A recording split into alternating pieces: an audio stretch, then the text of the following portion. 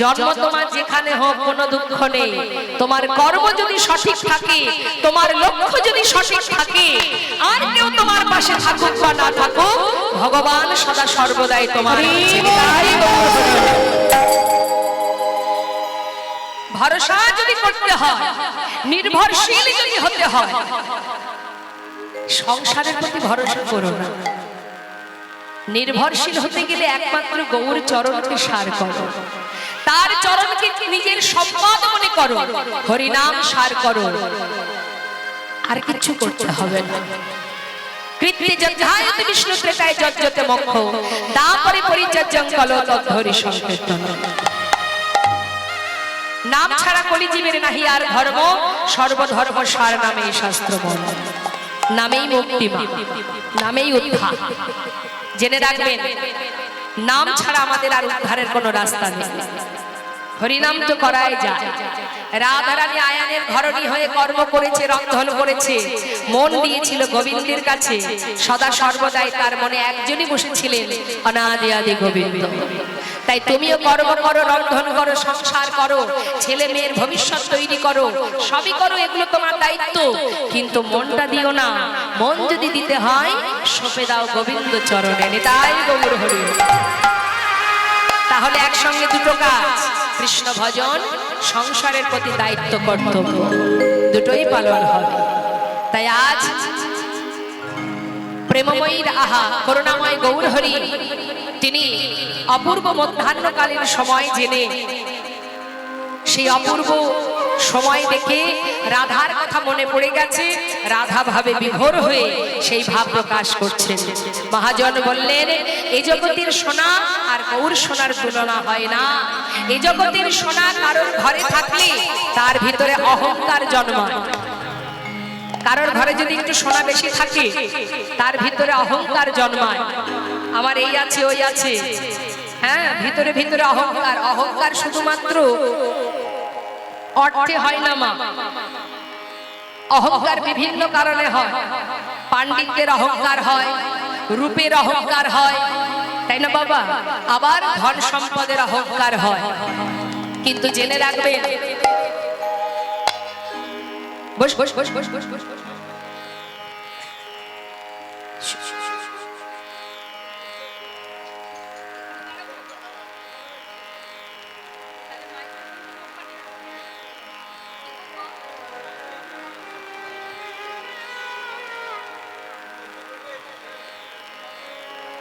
এখন তো কথা বলছি, যখন গাইব ঘুরতে পারবো, কথা বলার সময় তার ঘোরা যাবে না। তাহলে এইদিকে একটা মাইক্রোফোন দিতে হবে।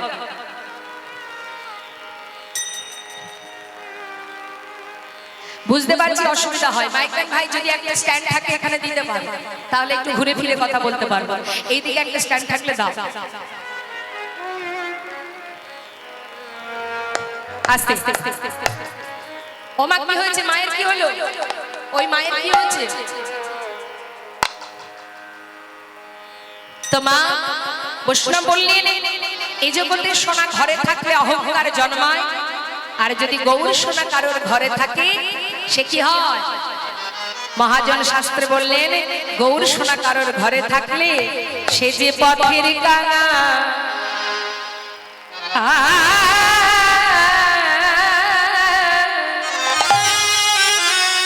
কাঙাল হয়ে যায় গো,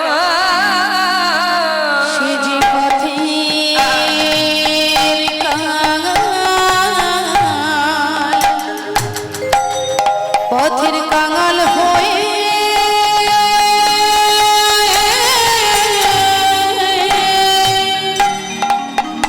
কাঙাল হয়ে যায় গো, যে জন গৌর সোনা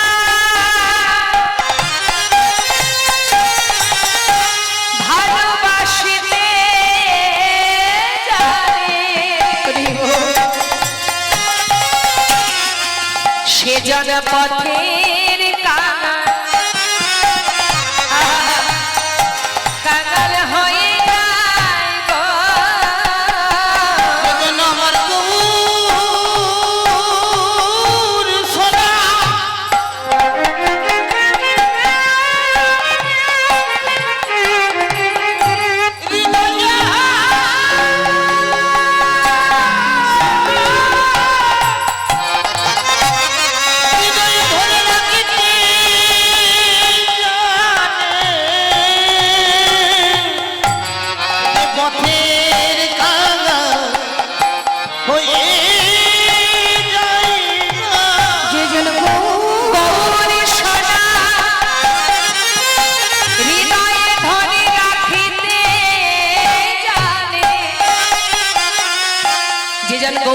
ভালোবাসে সে দেখবেন দিনে দিনে সংসারের মোহমায়া একটু একটু করে ত্যাগ হয়ে যায়।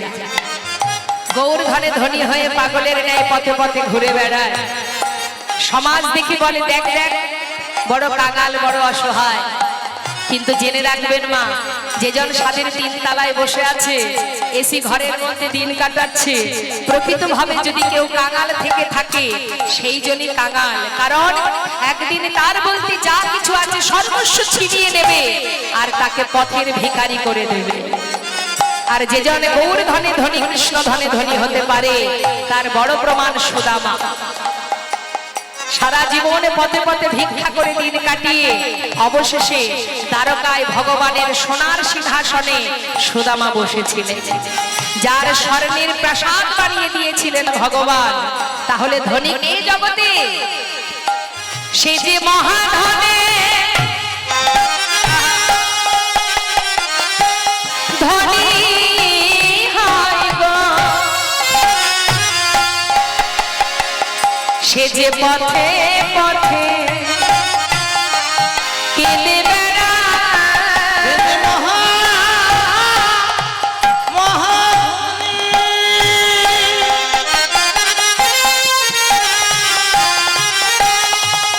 ধনী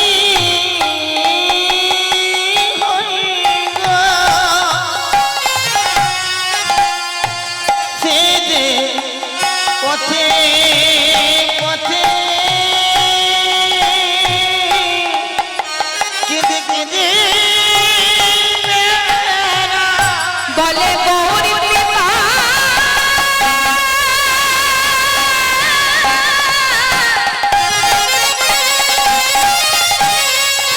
গৌরী কৃপা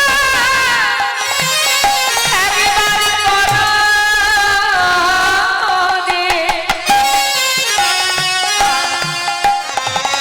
সে যে পথে পথে ঘুরে পথে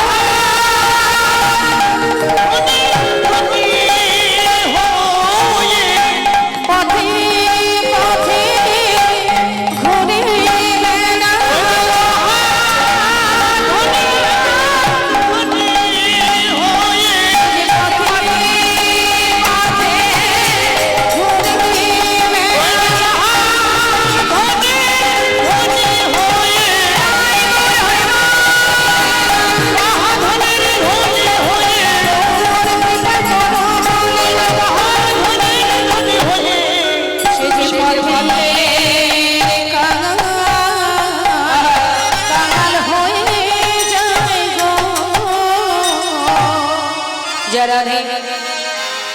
তাই শাস্ত্রী মহাজন বললেন, এ জগতে সোনার সঙ্গে গৌর সোনার তুলনা হয় না।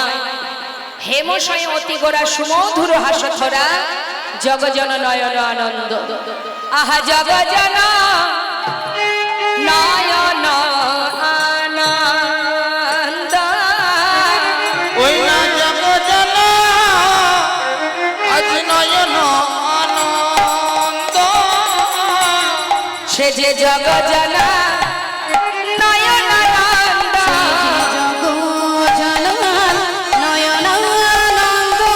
যারে দেখলে প্রাণে হয় আনন্দ, সে যে জগজন নয়ন আনন্দ।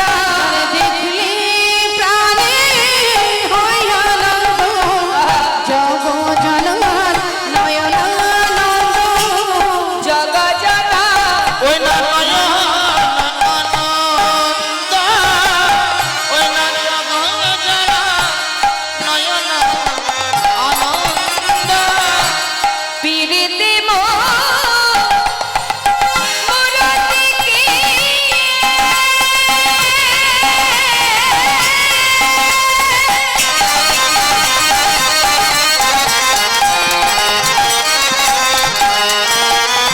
ওমা, আমাদের গৌর হরিকে বলছেন পীড়িতির মূরতি, মানে প্রেমের মূরতি আমার গৌর হরি। ওরে নাগরী,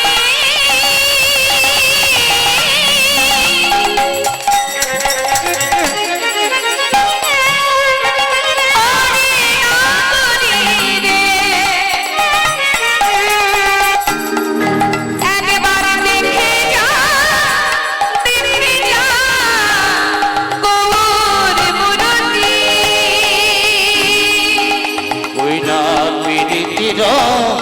মূরতি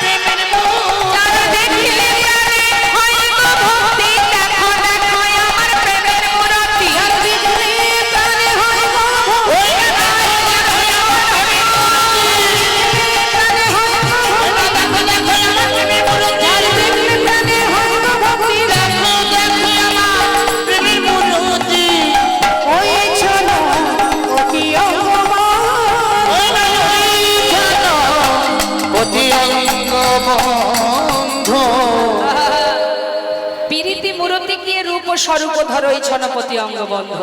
আজ আমার নদিয়ার যা গৌর সুন্দর প্রেমের মূরতি গৌর হরি, তিনি কি করেছেন মা, মধ্যাহ্ন সময় দেখে সুন্দর করে একটা শাড়ি পরেছেন, কাপড় পরেছেন,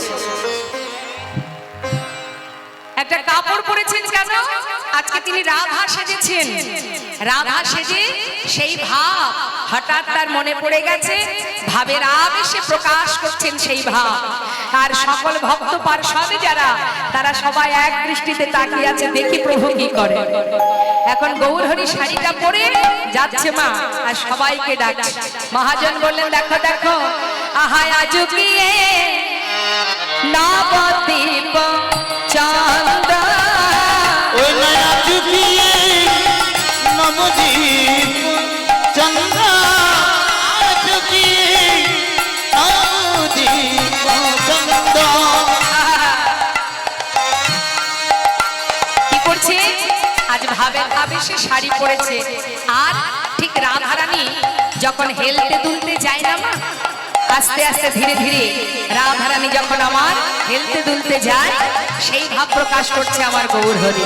তেমন ভাবে বলছে, দেখো কামিনী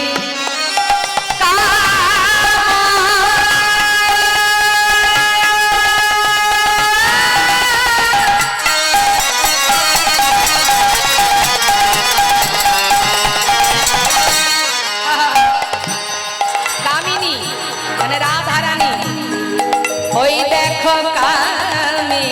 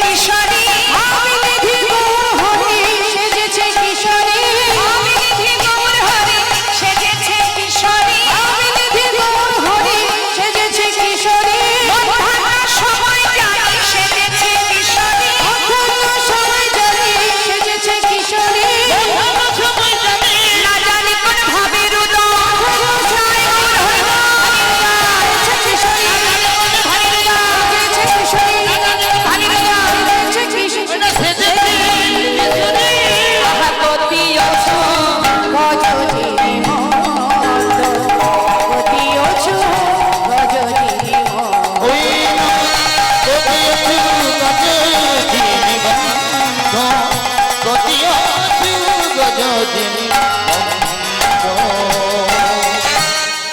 আহা, আজ রাধারানী ভাবে ভাবিত হয়ে গৌরহরি আমার একবারে সুন্দর করে শাড়ি পরে হেলতে দুলতে যাচ্ছে সেই ভাবে। মহাজন বললেন দেখো দেখো মাঝ বিনহি পুনা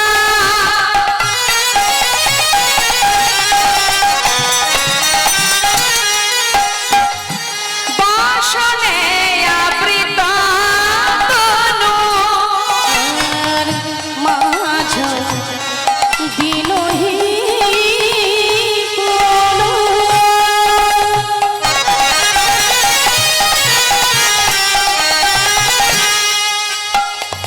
বসনে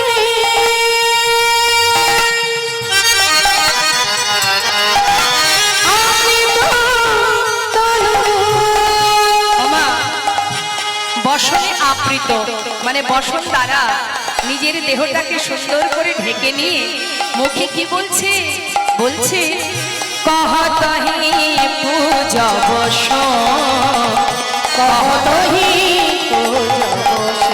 ওই কহতহি বুঝিব কহতহি বুঝিব পূজা যে করিব পূজা যে করিব পূজা যে করিব পূজা যে করিব ভাবা বেশে গৌর বলে পূজা যে করিব বেশে গৌর বলে পূজা যে করিব তারা সময় পেলে বলে পূজা যে করিব সময় জেনে নেবার পূজা যে করিব আহা কহতহি পূজা বসুরে কহতহি পূজা ওই কহতহি বুঝিব কহতহি বুঝিব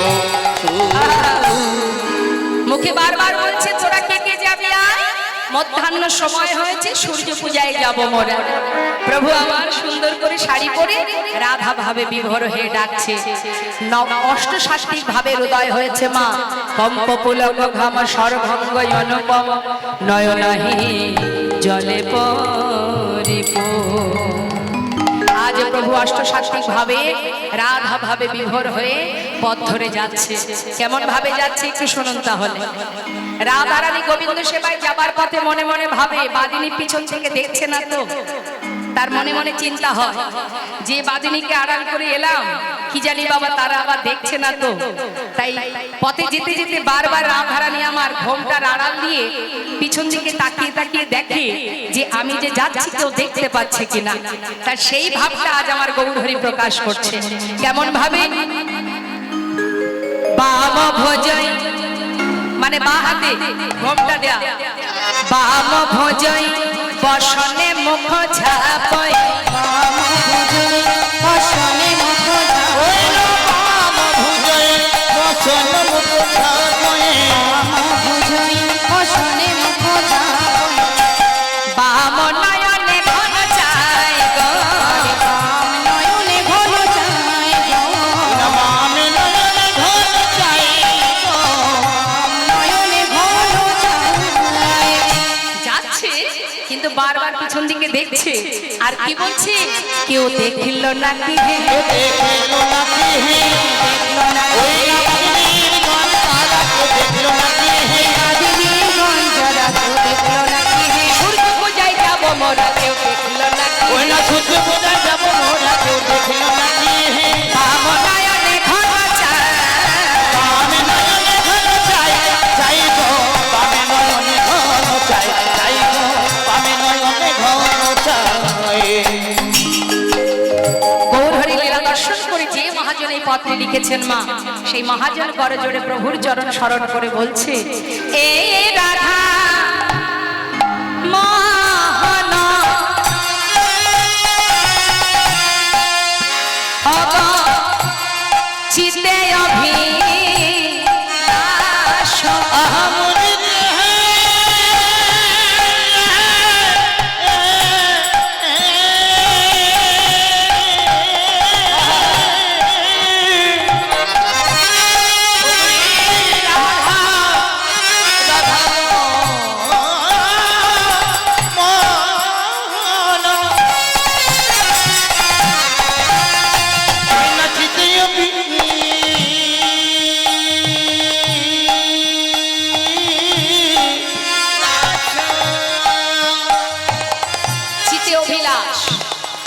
মানে হৃদয়ে মাঝে একটা অভিলাষ আছে, যে মহাজন এই পদ লিখেছেন। কি অভিলাষ?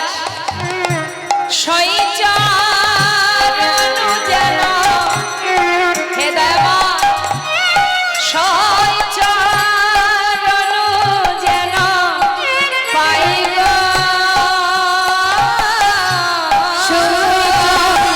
আহা সইচরণ যেন পাই।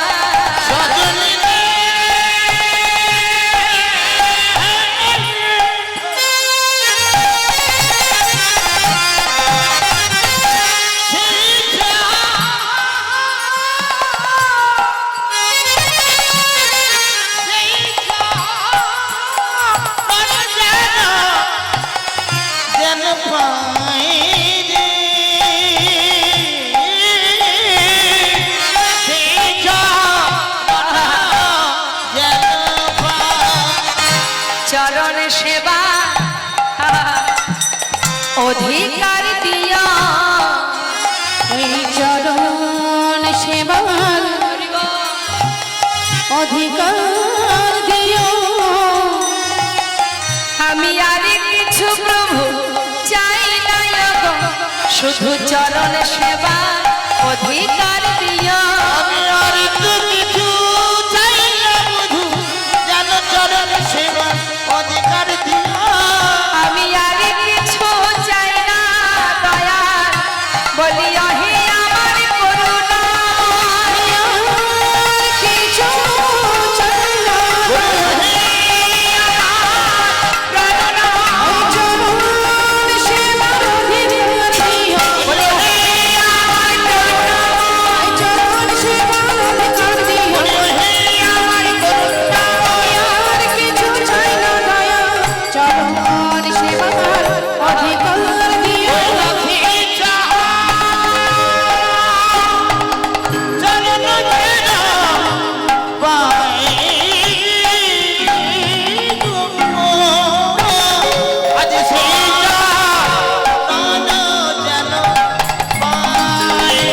জনিতায় জয় গৌর।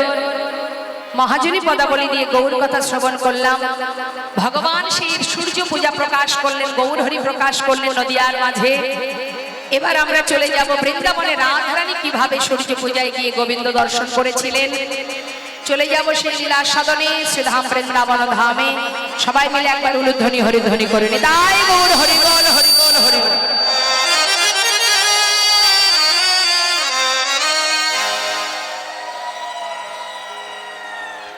রাধে রাধে, চলো চলো চলে যা।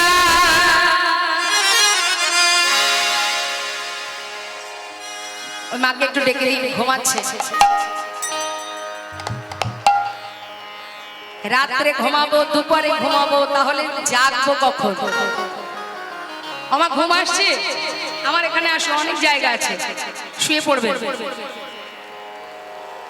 ঘুমালে কিন্তু জানেন তো কালকে যে লীলাটা হয়েছিল, চন্দ্রাবলী যখনই ঘুমিয়ে পড়েছিলেন তখনই গোবিন্দ রাধার কুঞ্জে গিয়েছিলেন। ঘুমানো ঘরে কিন্তু ভগবান থাকে না। ঘুমিয়ে থাকলে 3 ঘন্টা এখানে লীলা হবে, কিচ্ছু কিন্তু ঢুকবে না কানে, তাই তো?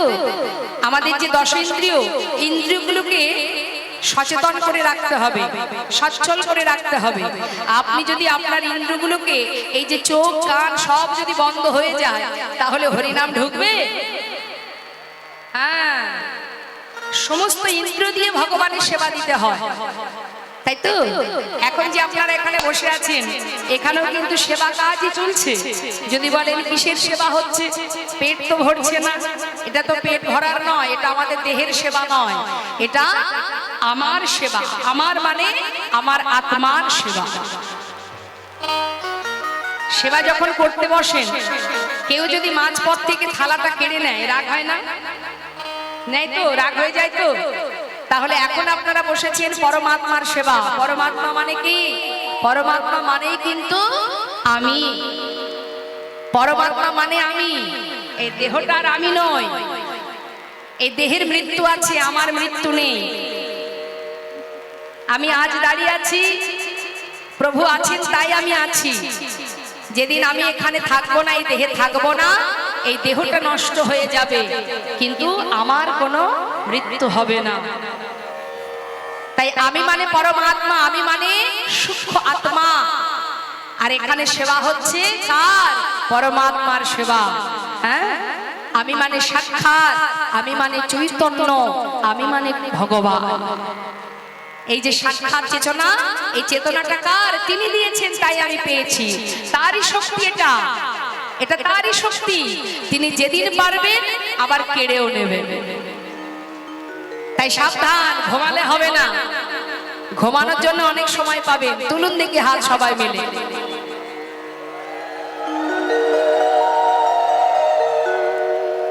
চলো চলো চলে যা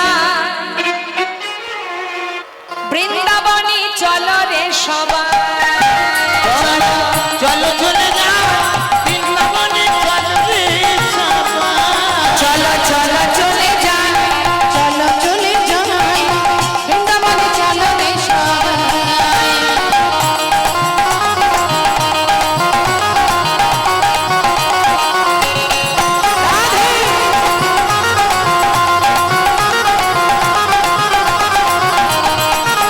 আহা চলো চলে যাই, চলো চলে যাই বৃন্দাবনে, চলো রে সবাই।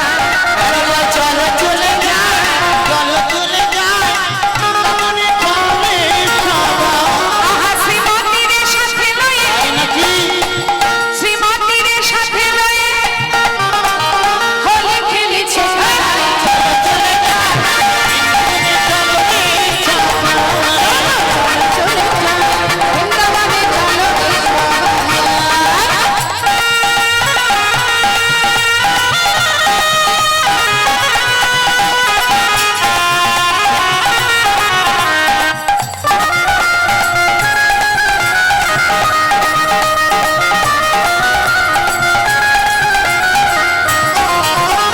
বসন্তীর রাতে পরম গিরিধারীর মনে,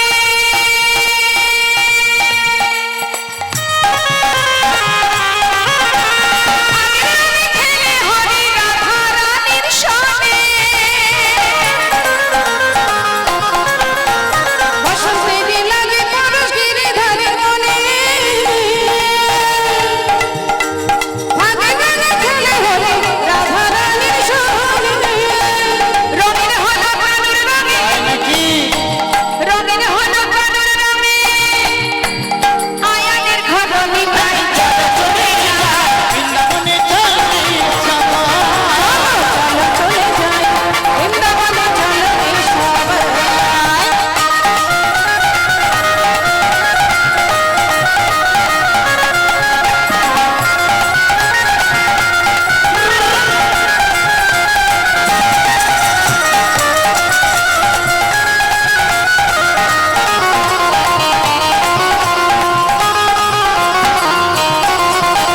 কেমন খেলা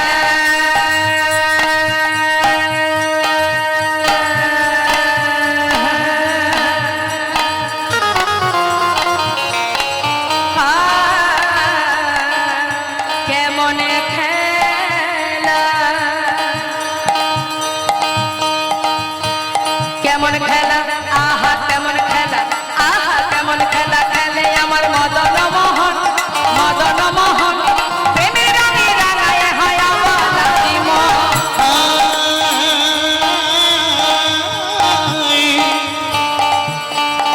কেমন খেলা,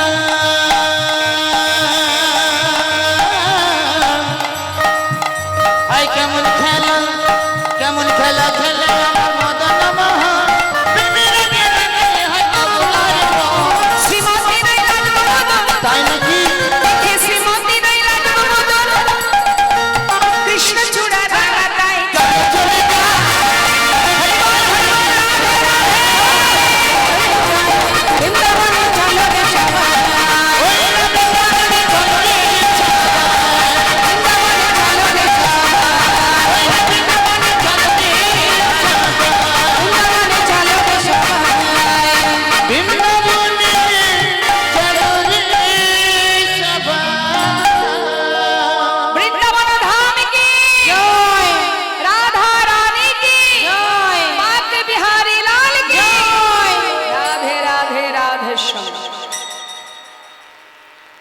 সুধা বৃন্দাবন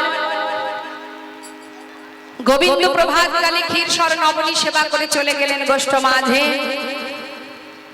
চন্দ্রশালিকায় বসে বসে রাধারানী সখী বেষ্টিত হয়ে গোবিন্দের গমন দর্শন করে নয়নের জলে বুক ভাসিয়ে কাঁদছে আর সখীদের কাছে মনের দুঃখ জানাচ্ছে।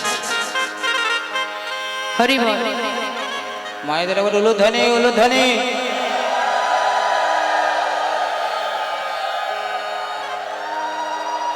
বাবা প্রেমময়ী রাধারানী গোবিন্দকে ভালোবেসে তার সারা জীবনের কষ্টটা একবার অনুভব করুন মা। যে জন কৃষ্ণ ধনে ধনী, কৃষ্ণ দুঃখী দুঃখী, কৃষ্ণ সুখী সুখী, সেই রাধারানীর কষ্টটা একবার ভেবে দেখুন। গোবিন্দ জীবকে বুঝিয়ে গেছেন, জীবকে শিখিয়েছেন, জানিয়েছেন, বুঝিয়েছেন সবার আগে ধর্ম আগে, ধর্মকে রক্ষা করার জন্য আমার যুগে যুগে অবতার। আমি এসেছি যুগে যুগে ধর্মকে রক্ষা করবার জন্য, জীবকে রক্ষা করবার জন্য। রাধারানী সারা জীবন একদিন দুদিন নয়, শত বৎসর হারা হয়েছিলেন গোবিন্দকে। সেই প্রেমময়ী রাধারানী তথাপি শ্বাসে প্রশ্বাসে, নিঃশ্বাসে প্রশ্বাসে গোবিন্দ ছাড়া আর কিছু জানতেন না। আমরা শুধু আমাদের কষ্টটা মনে করি মা। একবার ভেবে দেখুন,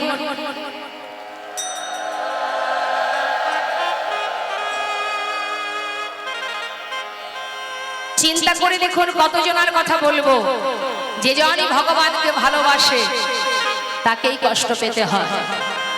তবে তিনি যেমন কষ্ট দেন তেমন আবার তার জন্য অনেক বড় উপহারও তিনি রেখে দেন। কষ্ট তিনি তাকেই দেন যাকে তিনি নিজের করে ভালোবাসেন। ছোট 5 বছরের শিশু, 5 বছরের একটি বাচ্চা ছেলে যার নাম প্রহ্লাদ, এই ছোট 5 বছরের ছেলেটি গোবিন্দকে ভালোবাসতো বলে তার কষ্টটা একবার ভেবে দেখুন তো। নিজের পিতা তাকে মারতে চেয়েছিল, একবার নয় বারবার চেষ্টা করেছে। রক্ষা করেছে কে? বিপদ ভঞ্জন মধুসূদন। কত কষ্টের কতজনার কথা বলবো মা।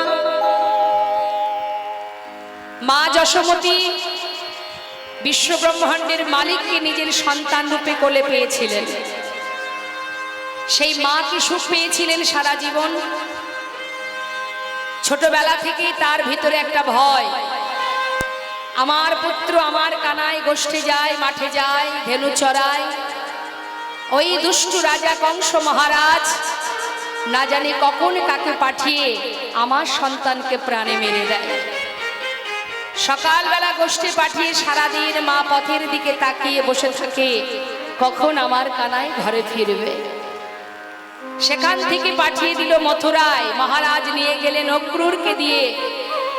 মা যশোমতী জানে সেই কংস মহারাজ তাকে আমন্ত্রণ করেছে, আমার পুত্রকে কানাই বলায় 2 ভাই চলে গেল।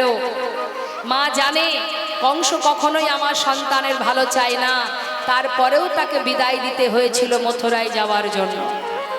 চিন্তা করে দেখুন, কোন সন্তানকে প্রাণে মারবে এমনই চিন্তা ভাবনা নিয়ে সন্তানকে যদি সেই ব্যক্তি নিয়ে যায়, আপনি কি ছাড়তে পারবেন? সে কষ্ট কতটা একবার অনুভব করুন। তারপর সেখান থেকে কংসকে উদ্ধার করে গোবিন্দ আর ফেরেনি। গুরুকুল থেকে শিক্ষা অর্জন করে সেখান থেকে চলে যায় দ্বারকায়। তাহলে কি মা সন্তান, ভগবানকে সন্তান রূপে পেয়ে যে কিনা ভগবানের মা, তার জীবনের কষ্ট কতটা? আমরা মনে করি আমাদেরই মনে হয় বেশি কষ্ট। নিজে ভগবানের কথাই ভাবুন না, একবার গোবিন্দের কথা চিন্তা করুন। জন্মাবা মাত্রই মায়ের দুগ্ধ পান করতে পারেনি, জন্মাবার পরেই তাকে সঙ্গে সঙ্গে গোকুলে পাঠিয়ে দেয়। সেখান থেকে নানাবিধ নানা অত্যাচারে অত্যাচারিত হতে হতে আবার গোবিন্দ চলে যায় ধর্মকে রক্ষা করবার জন্য। চিরতরে সবাইকে ছেড়ে, মা বাবা বন্ধু বান্ধব সব ছেড়ে দিয়ে চিরতরে রাধারানীকে কাঁদিয়ে ধর্মকে রক্ষা করার জন্য তিনি দ্বারকায় চলে গিয়েছিলেন। তাহলে মা ভগবানের ধর্মকে রক্ষা করার জন্য, ভক্তদের রক্ষা করার জন্য, সন্তানের মঙ্গলের জন্য যুগে যুগে এসেছেন। আপনজনকে ফেলে দিয়ে তাদের চিন্তা করে গেছে। আর আমরা কে আপন কে পর আজও বুঝে উঠতে পারলাম না।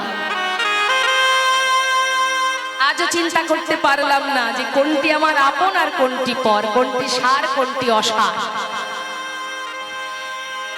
শুধু তাই নয়, মা দেবকী সন্তান রূপে গর্ভে পেয়েছিল গোবিন্দকে, সারা জীবন তাকে কারাগারে থাকতে হয়েছে। দ্রৌপদী চিন্তা করে দেখুন তার কষ্ট, গোবিন্দকে ভালোবাসত, কত ভাবে তাকে অপমানিত হতে হয়েছে।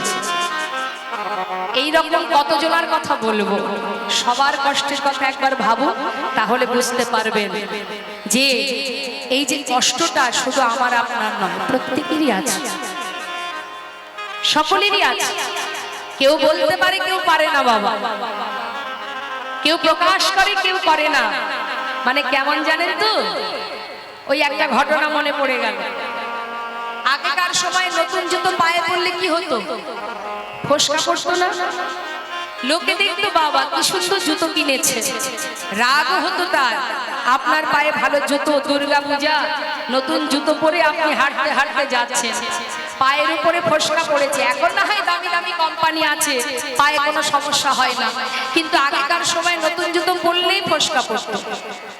কিন্তু অপর ব্যক্তি দেখে মনে মনে হিংসা করত, কি সুন্দর জুতো কিনেছে, জামা কিনেছে, কিন্তু আপনার যে কি জ্বালা হচ্ছে সেটা আপনি বুঝতে পারছেন। প্রতি পদক্ষেপে জ্বালা হচ্ছে, অপর ব্যক্তি মনে মনে ভাবছে বাবা কত টাকার জুতো কিনেছে, কি সুন্দর জুতো কিনেছে, তার মনে হচ্ছে যে কত সুখে সে, কিন্তু আপনি তো বুঝছেন যে আপনার প্রতি পদক্ষেপে যন্ত্রণা হচ্ছে, তাই না? কিন্তু এই যন্ত্রণা কাউকে বলার মতো নয়। এক পা করে ফেলবেন আর কষ্ট পাবেন, প্রতি পায়ে পায়ে কষ্ট, কিন্তু কাউকে বলতেও পারবেন না যে আমার কোথায় কষ্ট হচ্ছে। ঠিক তদ্রূপ আমাদের ভেতরেও কষ্ট আছে, প্রত্যেকেরই আছে, কেউ বলতে পারে কেউ পারে না। তাই কষ্ট পেয়ে কখনো ভগবানের প্রতি অসন্তুষ্ট হওয়ার কিছু নেই, কারণ ভগবান তাকেই কষ্ট দেন, আবার তার জন্য তিনি অপেক্ষায় থাকেন। হরিদাস ঠাকুরের কথা ভাবুন, প্রভুকে ভালোবাসতো বলে সারা জীবন কত কষ্ট পেতে হয়েছে। নামাচার্য শিলা ঠাকুর হরিদাস সর্ব অঙ্গ থেকে এমন ভাবে মেরেছে, চাবুকের আঘাত করেছে যে অঙ্গ থেকে রুধির ঝরছে, তথাপিও তার বদনে একটাই নাম, কৃষ্ণ কৃষ্ণ। স্বয়ং মহাপ্রভু সেই হরিদাসের জীবনের শেষ দিনে অন্তিম ক্রিয়াকর্ম করেছিলেন নিজে পুত্র সেজে। তাই ভক্ত হওয়া সহজ কথা নয় বাবা। আজ আমার রাধারানীর কষ্টের কথা ভাবুন, গোবিন্দকে ভালোবেসে ওই বাদিনীর ঘরে থেকে গোবিন্দকে দেখতে পেতেন না। হ্যাঁ, ওই চিলে কোঠায় বসে বসে বধূ একবার গমন আর একবার ফিরে আসা, এই যাওয়ার সময় একবার, আসার সময় একবার, দিনে দুইবার দেখতে পেত, আর সখীদের কাছে মনের দুঃখ প্রকাশ করত। সখীরে, আমার বধূ গোষ্ঠে গেল, প্রখর রৌদ্রের তাপ, সারাদিন বধূর কত কষ্ট হবে। দেখ, এই দেখ, সুন্দর করে একটা মালা গেঁথেছি বধূকে পরাবো বলে, কিন্তু এমনই অভাগিনী আমি, নিজে হাতে তার গলায় পরাতে পারবো না, তাই তোদের হাতে দিয়ে আমাকে পাঠাতে হয়, কি করবো বল? সখীরে, ওই দেখ যায় আমার বধূ। আহা সকালে সকালে গধেন লইয়া বধুয়া মা গোঠে গেল বিনোদিয়া। ওই না সকালে গোদে নুলাইয়া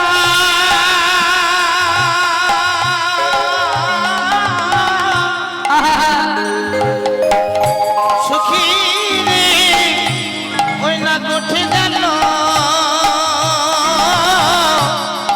বিনোদিয়া ওরে দিয়া সিনা আহা দিয়া সিনা সিনা বেনুর নিশানে রে দিয়া সিনা বেনুর নিশান আর দিয়া শিয়া বেনুরনি নিশানে রে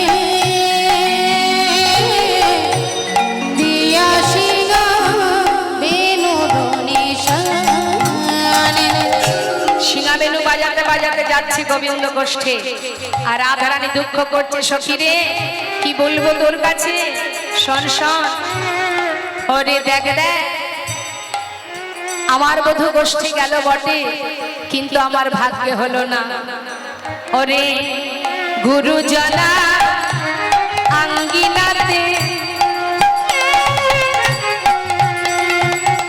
ঘরে আমার গুরুজন আমি তো যেতে পারলাম না ওরে না পারিলাম আমি বাহির হতে সুখী রে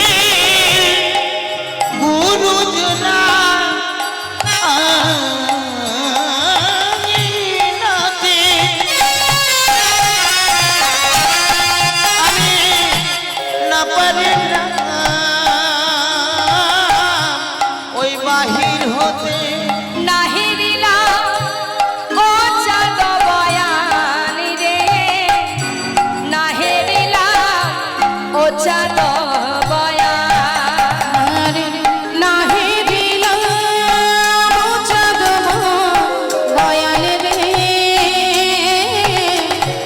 নাহি দিলাম ও চাঁদ বয়ান সখী রে ভালো করে দেখা আমার হলো না রে ভালো করে দেখা আমার হলো না রে ওরে দেখবো বলে নয়ন দিলাম বটে কিন্তু ভালো করে দেখা হলো না রে আমি দেখিব বলে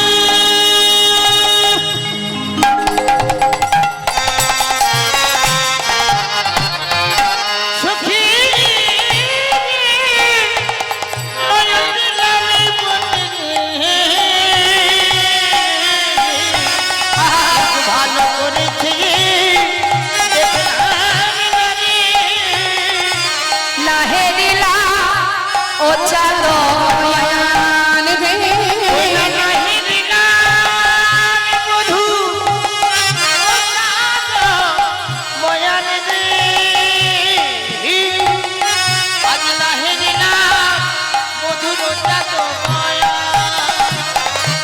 শ্রীমতী রাধারানী দুঃখ করছে সখীরে সুন্দর করে মালা গেঁথেছি বটে কিন্তু কেমন করে বধূকে পরাবো বল এখন আমার কি বা উপায় শ্রীমতী রাধারানী দুঃখ করছে মা কিন্তু দুঃখ করতে করতে হলো কি দেখুন হঠাৎ দেখছে সেই পথ দিয়ে তুলসী যাচ্ছে বৃন্দা সখী তুলসী তুলসীকে দেখে রাধারানী বলছে সখী ওই দেখ তুলসী যায় ওই দেখ তুলসী যাচ্ছে তবে কি তুলসীকে ডেকে নেব এই তুলসী তুলসী তুলসী মনে মনে ভাবছে যা প্রভাত কালে হরিদাসী কৃষ্ণদাসী রাধারানী যখন ডেকেছে দিন আজ ভালোই যাবে দেখবেন প্রভাত কালে বৈষ্ণব দর্শন হলে মা সাধু গুরু বৈষ্ণবের দেখা হলে জানবেন সেই দিন আপনার শুভ তাই তুলসী যেই না রাধারানী ডেকেছে মনে বড় আনন্দ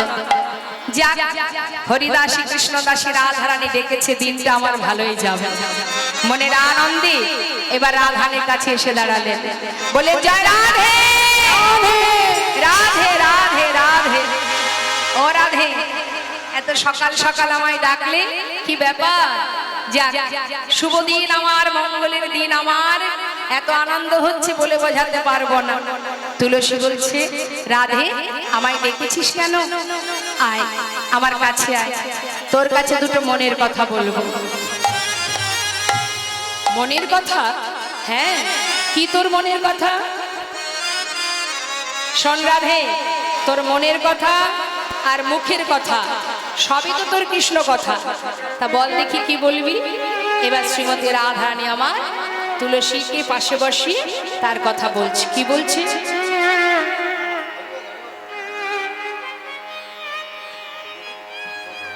তো এখানে একটু ছোট করে একটু তাল করব, তারপরে আবার আমরা লীলা সাধন করব। কিবা রাধি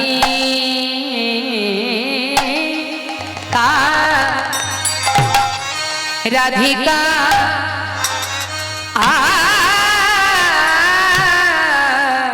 রূপসী, রাধিকার রূপসে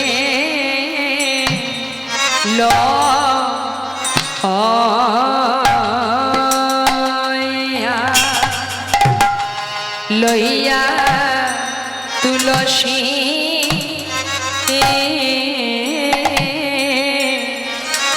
আজি রাধে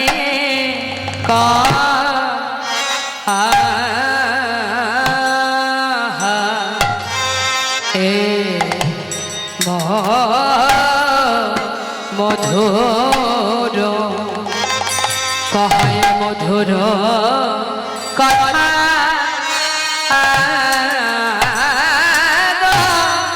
ওরে শোন তুলসী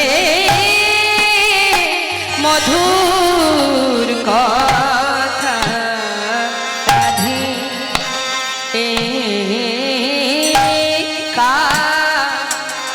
রাধিকা রূপসী বলে শোন তো সে মধুর কথা। শুনতো লসি মধু কথা, লসি মধুর কথা বলিয়ে যে বড় ভজনের কথা। বলে শুনতো লসি মধু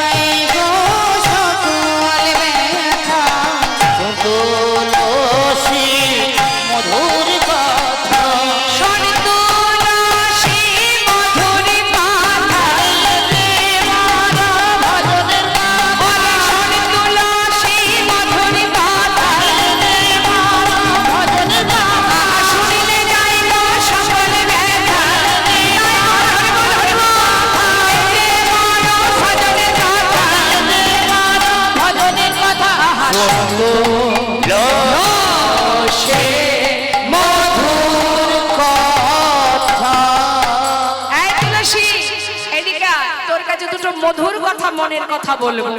বল বল, আমি তো শোনার জন্য এসেছি, কি বলবি বল। ওরে তুলসী রে, আয় পাশে আয়। রাধিকার রূপসী লইয়া তুলসী কহায়ে মধুর কথা। ওই রাধিকার রূপসী লইয়া তুলসী কহায়ে মধুর কথা। ও তুই কাননে গমন,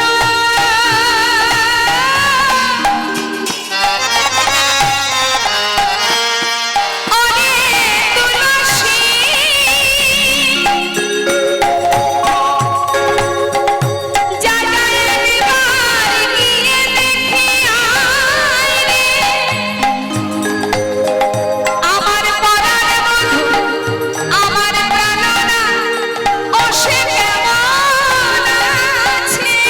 একবার দেখিয়া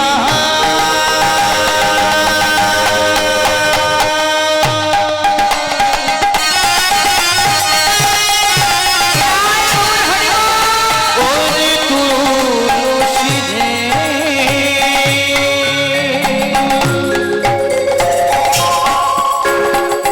আমার প্রাণনাথ কেমন আছে,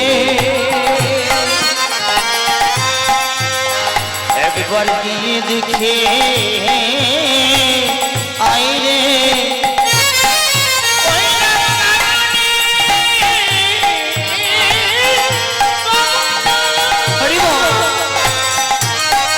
ওই না কোন এখন